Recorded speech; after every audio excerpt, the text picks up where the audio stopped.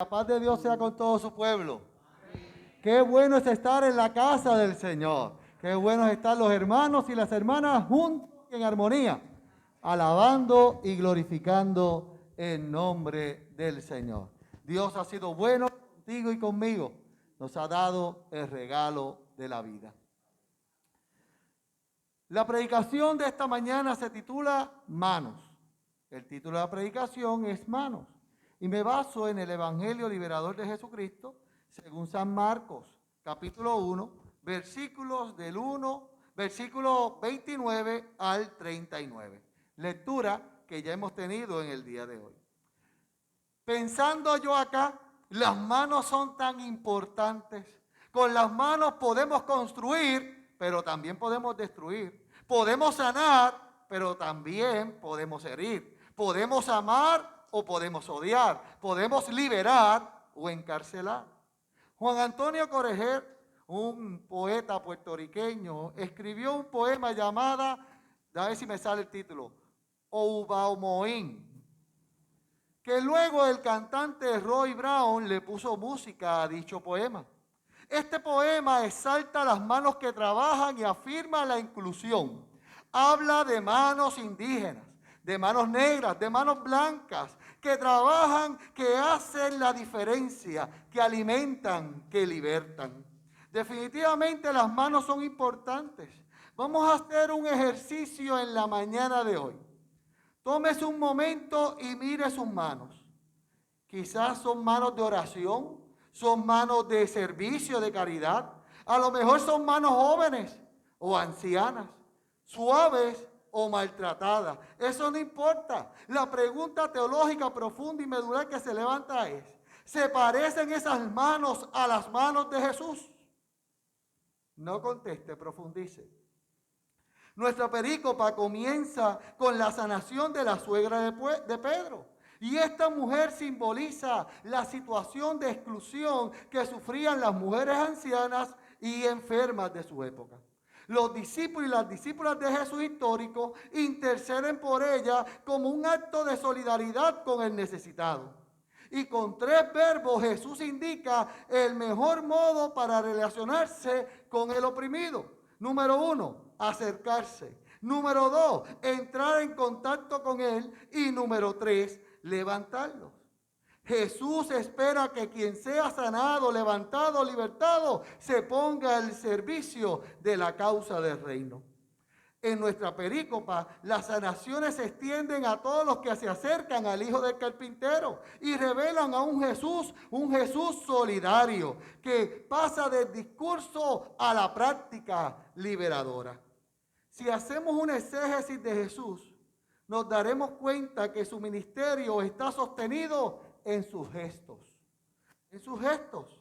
Es interesante, amados hermanos y hermanas, que con las manos son de gran importancia a la hora de mostrar un gesto humano. Se pueden usar las manos para el bien o para el mal. Las manos pueden reflejar al ser y lo que ese ser es. Fíjese que el Maestro Jesús toca a los discípulos y las discípulas caídos para devolverle la confianza y la fe, diciendo, levántate, no temas. Cuando Pedro comienza a hundirse en aquella tormenta en medio del mar, Jesús lo agarra. Las manos del Maestro muchas veces son manos que levantan, que infunden nuevas fuerzas. Fíjese en las acciones de Jesús en los evangelios. A veces Jesús agarra al enfermo para arrancarlo del mal. Otras veces impone su mano en un gesto de bendición que transmite fuerza curadora al enfermo. Con frecuencia extiende sus manos para tocar a los leprosos en un gesto de cercanía, de apoyo, de compasión. Jesús es mano cercana, que acoge a los impuros, que protege a aquellos que están en la exclusión. Las manos de Jesús provocan gestos de cercanía y de apoyo, que transmiten nuevas fuerzas al que toca. Jesús para nosotros y nosotras es la mano de Dios, La mano de Dios que se extiende a todo ser humano necesitado de fuerza, necesitado de apoyo, necesitado de compañía, necesitado de protección. Y nosotros hoy, usted y yo, tenemos la oportunidad de ver la mano del Maestro, para darnos una nueva oportunidad de vida, para decirnos que la vida es buena, es dichosa, es un regalo de Dios. Mire, hermano y hermana, esa es la experiencia del creyente a lo largo de toda su vida. Donde está Jesús, crece la vida. Y esto es lo que se descubre cuando nuestras manos pasan las páginas del Evangelio de Marcos y se encuentran con ese Jesús que cura a los enfermos, que acoge a los desvalidos, que sana a los marginados y perdona a los pecadores y pecadoras. Donde está Jesús hay amor, donde está Jesús hay vida, donde está Jesús hay interés por los que sufren, pasión para libertar, pasión para eliminar el mal que nos quebranta. Pero eso alrededor del caballero de la cruz se refleja siempre. Si usted se da cuenta, alrededor del maestro siempre encontraremos a quienes viven miseria, a los que están en quebranto, a los poseídos, a los enfermos, en síntesis, a los seres humanos que les falta vida, que viven en tinieblas, que viven en dolor, que viven en quebranto. Familia de la fe, Dios es el Dios amigo de la vida. Amigo de la vida, y ama apasionadamente la felicidad, la plenitud, la salud, el gozo de sus hijos e hijas. Es inquietante cómo nos hemos acostumbrado al dolor, cómo nos hemos acostumbrado al dolor del prójimo, sí, y a la muerte, a la desgracia, al sufrimiento. Nos hemos acostumbrado a la muerte de la naturaleza, destruida por el afán del capital. La muerte por la violencia, la muerte por los vicios, la muerte de aquel a quien se le niega la oportunidad de nacer. Nos hemos acostumbrado a la muerte del espíritu. Es insoportable ver la indiferencia que existe por los que mueren en la pandemia, que se han convertido en un simple número. ¿Sí? ¿Cómo no nos escandalizamos por las cifras de muerte por el hambre a nivel mundial? ¿Cómo hacemos silencio mientras contemplamos la violencia callada, pero eficaz y constante de las estructuras injustas que hunden a los vulnerables en la marginación? Los dolores y sufrimientos ajenos no nos preocupan, o si nos preocupan, los preocupan poco. Es como si hubiera desaparecido las manos que trabajan, las manos solidarias, las manos de amor. Cada uno parece interesarse solo por los problemas propios, ¿sí? Y por el bienestar personal. Corremos el riesgo, amados y amadas, de hacernos cada día más incapaces de amar la vida y de ser solidarios con aquel que no tiene felicidad. No podemos olvidar, iglesia, que la fe es el amor. Un amor que se interesa por la vida y que se esfuerza de que el ser humano, de que mi hermana y mi hermana tenga un espacio en la plenitud. Que seamos herramientas del cielo para que otros y otras experimenten la alegría del Señor. Porque tener al Señor es alegría, es gozo, es bienestar en medio de toda circunstancia.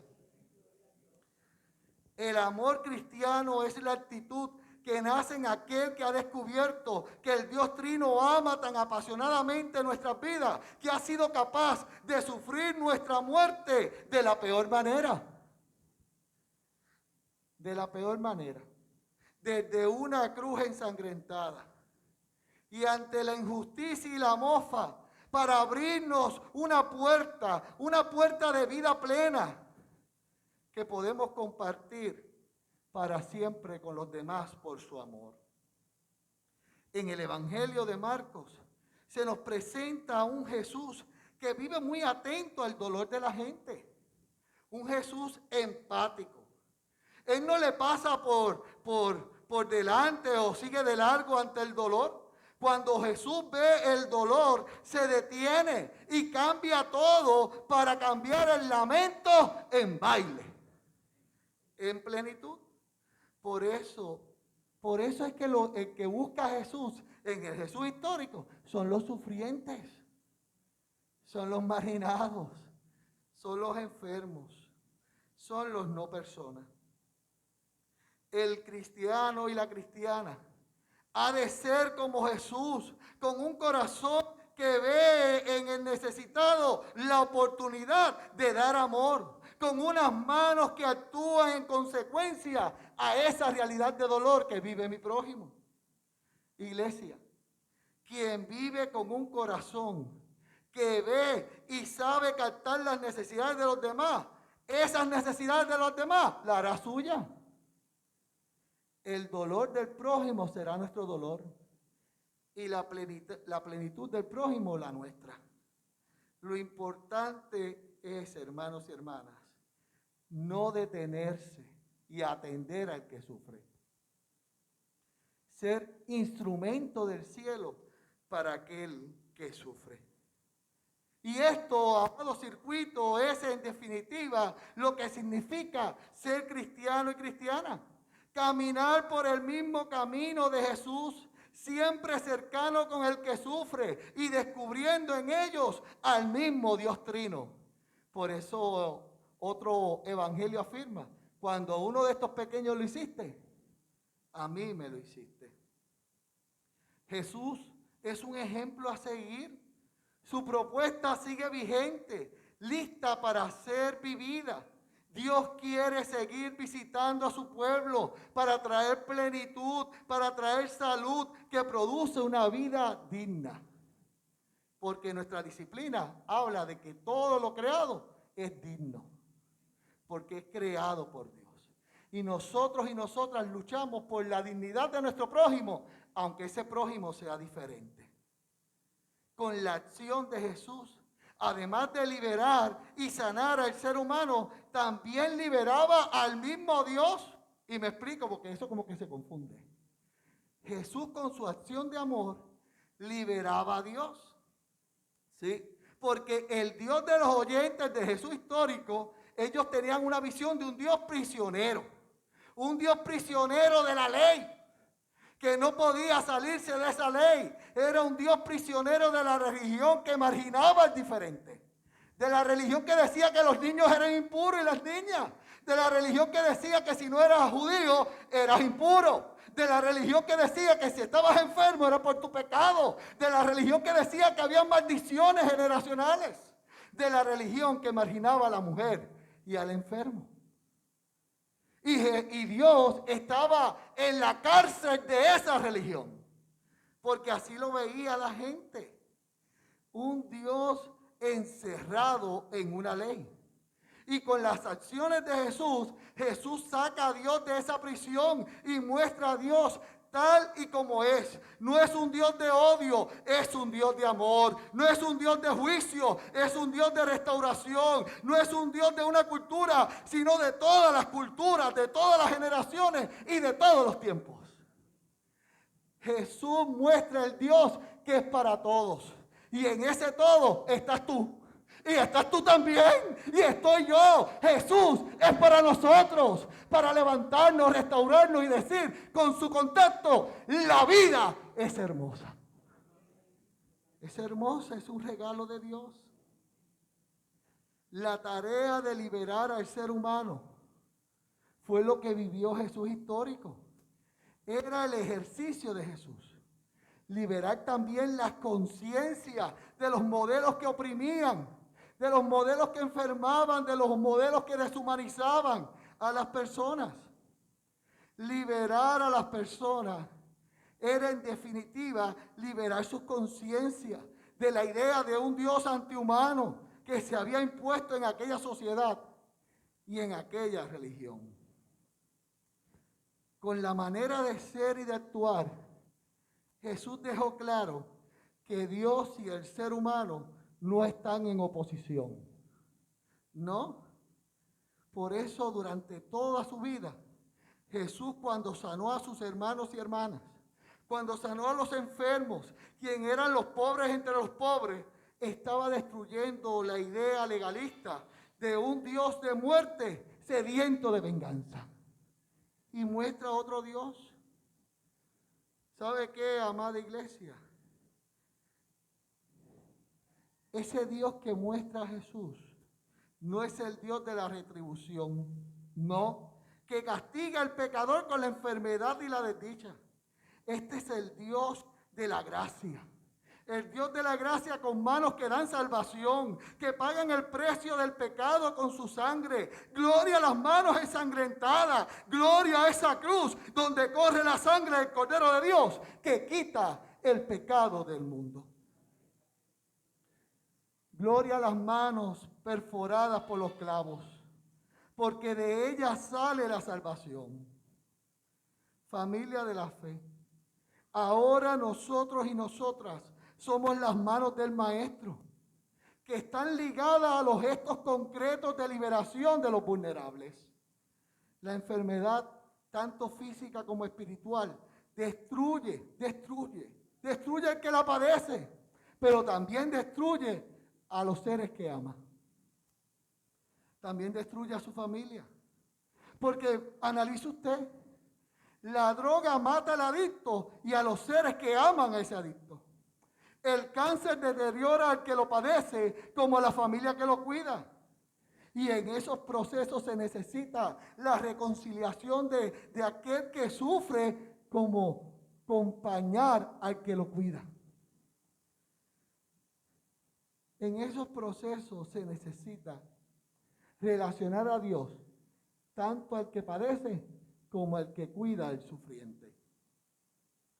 Se necesitan manos imitadoras de Jesús, que saben acoger con cariño, que saben perdonar, que saben aliviar el dolor. En síntesis, manos que sanan. Y no encapsule la sanidad a que el corazón palpite. Yo estoy hablando de una sanidad que trasciende el que respiremos o no, porque la acción última de sanidad es la muerte, porque la muerte abre la puerta al milagro de la resurrección. Iglesia, en la muerte o en la vida, en el quebranto o en la alegría, en la prosperidad o en la escasez, lo medular es escuchar la voz del Maestro que nos dice: tu fe te ha sanado. La ciencia, por otro lado, la ciencia se enfoca en lo clínico, pero la sanidad de Dios es integral. Dios sana el cuerpo, el alma y el espíritu. Y es así que se abre un camino hacia una forma renovadora del que cree, de experimentar a un Dios con fuerza sanadora y auxiliadora.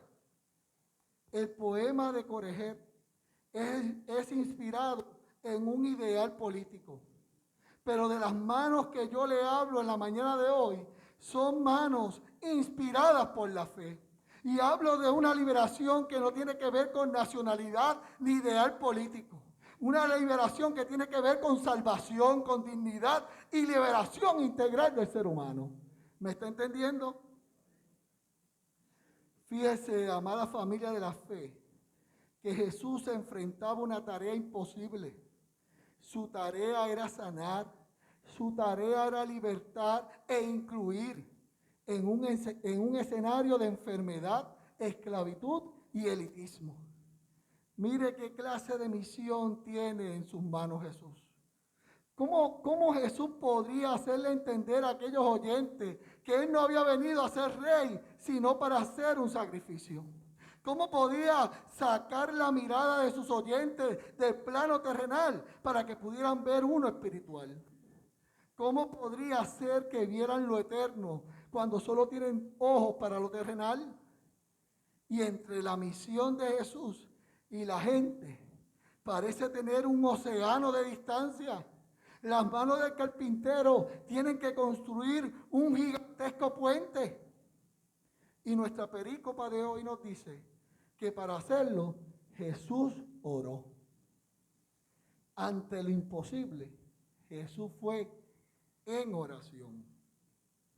No sabemos cómo oró. La Biblia no menciona su oración, pero yo me imagino, porque yo tengo buena imaginación, yo me imagino que oró para que los ojos cegados por el poder pudieran ver la verdad de Dios. Oró para que los discípulos y las discípulas, marcadas por el éxito, pudieran soportar el fracaso.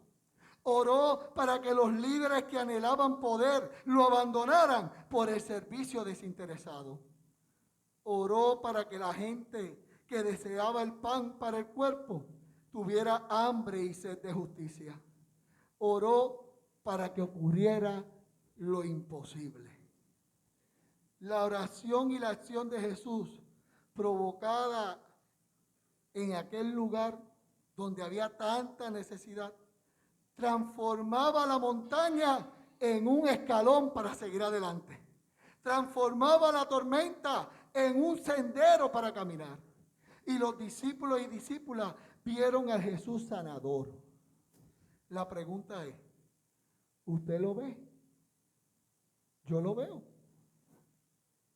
Jesús sanador está en tu realidad.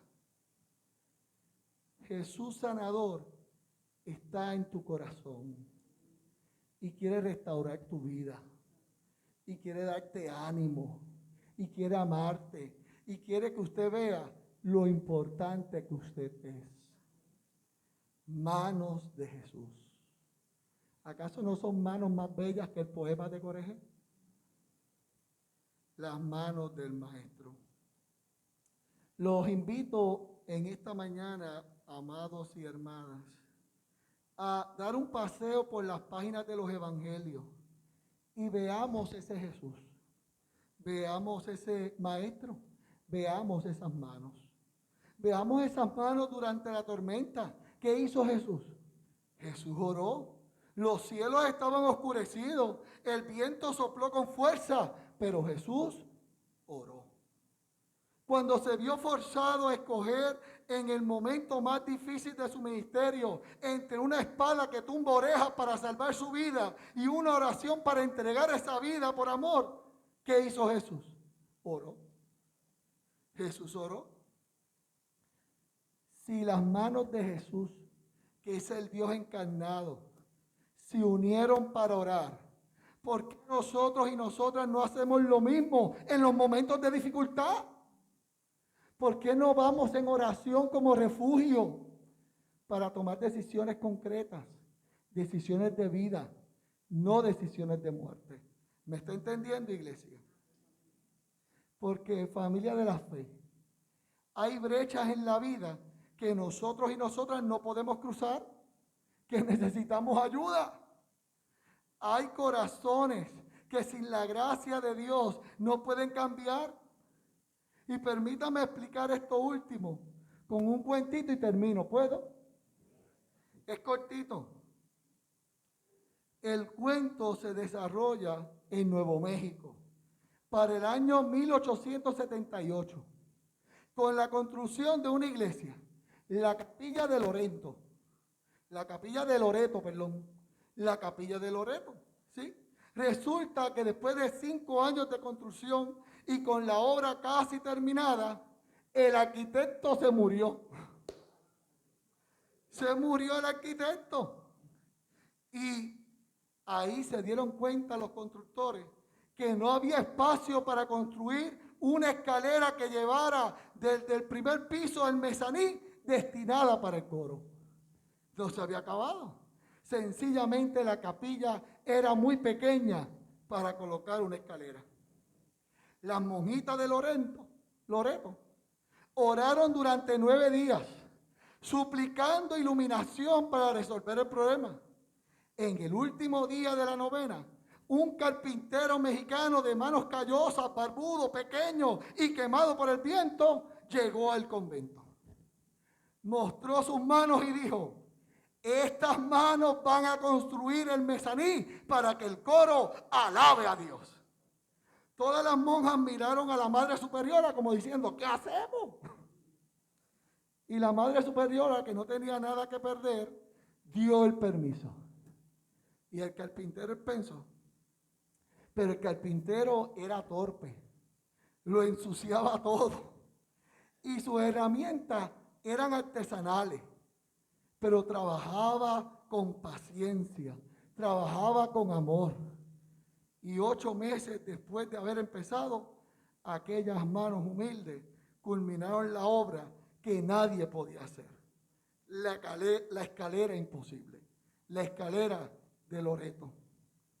Una mañana, las hermanas de Loreto entraron a la capilla para contemplar que sus oraciones habían sido contestadas. Una obra maestra formaba una escalera en espiral desde el piso hasta el mezanín.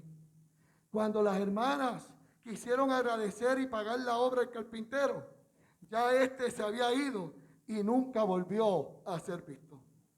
Hoy en día, si usted quiere, puede ver la capilla de Loreto y puede ver aquella maravillosa escalera, fruto de la oración de las hermanas de Loreto.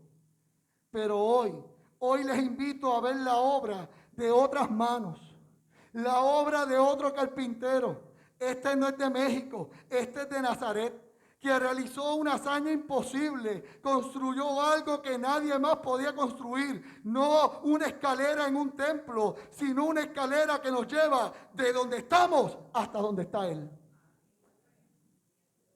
Y hoy ese carpintero nos convoca. Hoy el carpintero te llama a ti y a mí. El carpintero nos convoca para que nuestras manos también construyan. Para que construyan lo imposible. Manos que por la fuerza del Espíritu construyan esperanza donde no la hay. Manos que construyan solidaridad. Manos que trabajan. Alabanza a esas manos. Alabanza a esas manos que trabajan. Alabanza a las manos que oran. Alabanza a las manos que tienen fe mientras otros se sepultan en la incredulidad. Manos que claman con justicia. Manos que no callan. Alabanza a las manos. Y gloria a Dios por esas manos.